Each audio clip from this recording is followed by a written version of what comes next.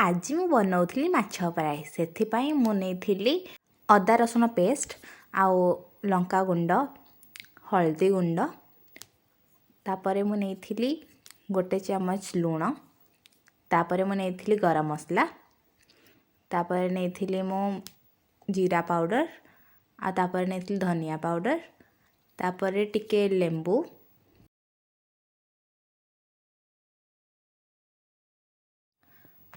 तापर टिके तेल ताको मिक्स करने तापर से माछ तक को माने से मसला तक मिक्स करिकिनी से माछ को से मसला रे माने कि ताको मैरिनेट करिकिनी किछि टाइम रखीदबा माने कि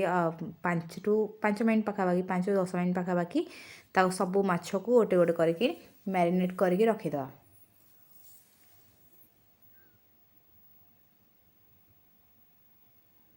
बिकज ऑफ आज न्यू ईयर रे किछि मते करिया को इच्छा होता कारण कि वर्ष रु फास्ट रु जदा किछि करिथिबो देन सेटा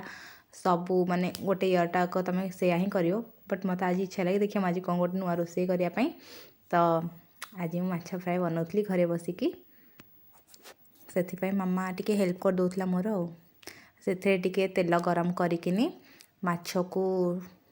माने टिके तेल गरम होला पर माछ पकेबे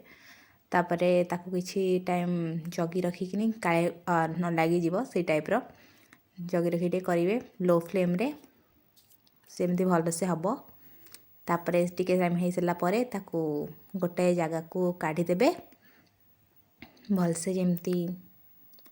काढ़ी देकी टिके रखीदेवे सजेकिनी